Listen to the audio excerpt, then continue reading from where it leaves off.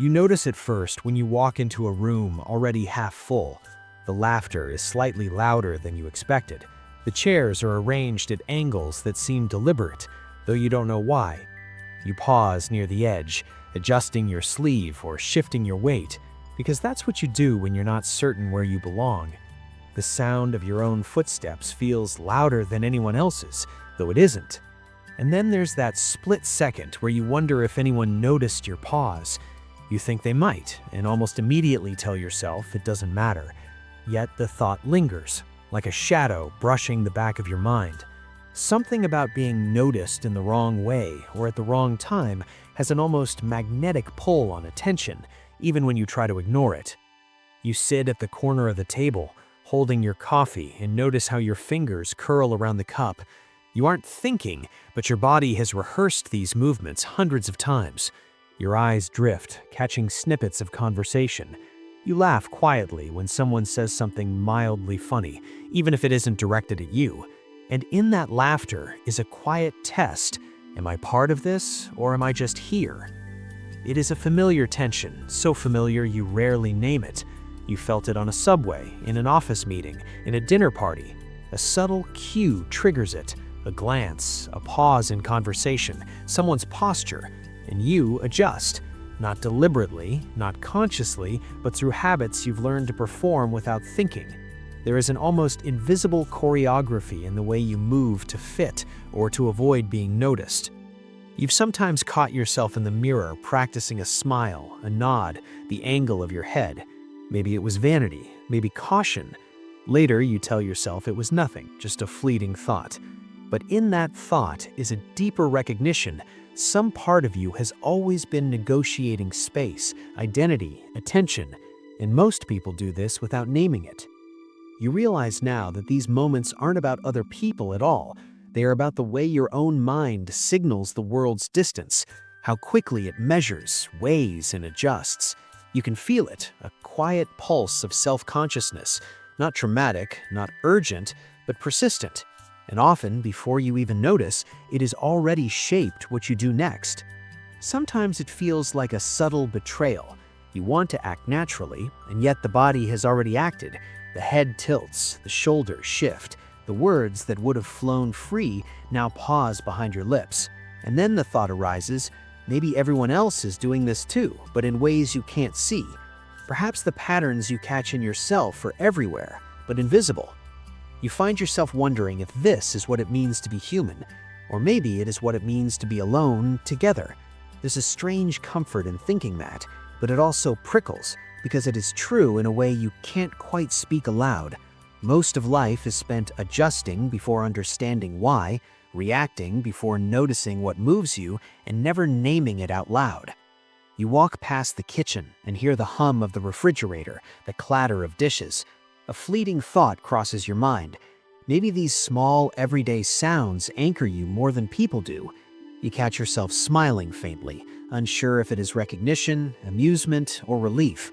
You think about how often you've missed noticing these ordinary patterns until some subtle shift nudges you into awareness. You notice how you never walk straight through a room. You arc slightly, take micro pauses by chairs, glance toward the edges of conversation before fully committing to a place to stand. It is unconscious, like breathing, and yet it carries the weight of something older than thought, something unspoken, quietly teaching you how to belong, or how to avoid being wrongfully exposed. You imagine how these invisible rules accumulate over years. You carry them from school hallways to office floors, from subway cars to coffee shops, and they quietly dictate how you occupy space. Sometimes you feel relief when you recognize them, and sometimes frustration. They are invisible maps you never drew, yet you navigate them as if by instinct. And then you think, perhaps the feeling you've always labeled as being out of place is actually a quiet observation of the world tuning itself around you. You sense the rhythm of people and spaces, the invisible rules that guide movement and speech. You sense it, not intellectually, but bodily. And maybe that is why the sense of being slightly off arises so naturally. It is not just you noticing the room, but the room noticing you back. You notice, too, that sometimes the pattern repeats even when you are alone. In your own apartment, the small habits persist. the tilt of your chair, the way you set a cup on the table, the brief hesitations before speaking on a call. The world outside has trained these movements, and the body keeps them alive, quietly echoing routines you can no longer see. Later, at a grocery store, you reach for a carton of milk and someone's elbow nudges yours. You start slightly, not because it hurt, but because it was unanticipated. You laugh softly, apologize automatically, and move on. Your attention lingers on the small moment longer than it should. There is an internal question you do not ask aloud. How much of my reaction is mine, and how much is the room shaping it before I even know?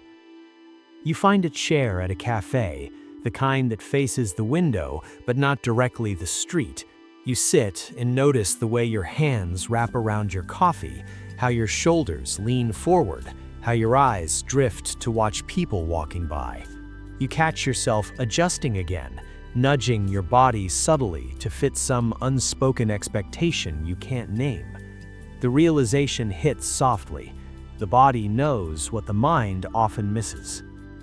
You recall moments in meetings where your laugh comes a fraction late, your comment lands just after someone else's.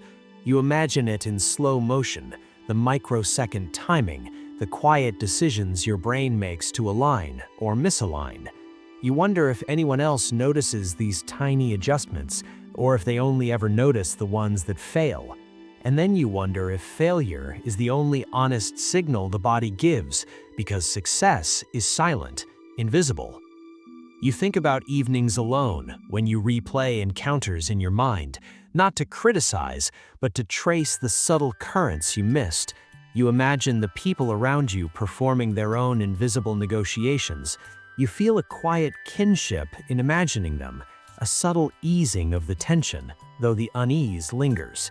It is almost a pattern, noticing yourself noticing others noticing themselves. Sometimes you think you might be too aware, too finely tuned to these invisible signals, but then you notice moments of calm, walking through a park, the leaves turning, the wind brushing your face, and you see that even in these spaces, your mind is calibrating, measuring, adjusting. The sense of being slightly apart never disappears entirely, but it softens. It becomes observation rather than discomfort. You consider how often people believe they are fully present, fully themselves, while the body quietly scripts every movement. You catch yourself in the mirror one more time, adjusting the angle of your face, the way you stand, and for a moment the adjustment feels both necessary and arbitrary, revealing and hidden. You notice that even small habits, how you fold your hands, shift your weight, tilt your head while listening, carry echoes of all the rooms you've ever occupied. They are like faint footprints tracing invisible maps you never drew. And the strange thing is, these tiny traces often feel like truths about yourself, even though they are shaped by everything else around you. You find yourself replaying a handshake, a brief greeting, a casual nod. You see the imperceptible hesitations, the automatic alignments, the almost invisible choices that ripple through your body. You realize these moments accumulate, quietly scripting an inner sense of belonging, or the lack of it, that never fully disappears. You notice, too, that sometimes the patterns surface unexpectedly, in the tilt of a chair at a lecture, in the angle of a cup on a counter, in the way someone pauses mid-sentence. The mind registers it, the body responds, and you feel a sense of being both outside and inside at once.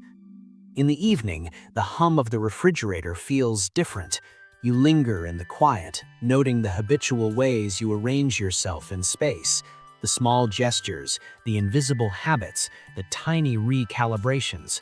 You realize these patterns quietly shape the life you experience, even when you are not thinking. Walking back into a room that feels familiar, you notice the same pause you felt before. The laughter is still a little louder, the chair is still slightly askew. You catch your reflection in the window, your fingers curling around an invisible cup, your head tilting slightly, as if to test the air. And you notice, finally, that the sensation you thought was just yours is actually a rhythm, subtle and pervasive. It is the same gesture, the same quiet negotiation, the same invisible choreography that has accompanied you through rooms, streets, and evenings. And now, with a slight awareness, you simply notice it. You do not name it, you do not fix it, you just watch quietly as it shapes you once again. The body adjusts, the mind observes, and you are aware that this is part of something older than thought, older than choice. The cup in your hand, the tilt of your head, the pause in the room, they continue, quietly, naturally, and you feel them without interrupting. It is just a moment, and yet, in noticing, you understand, in a soft, unspoken way, that it has always been this way.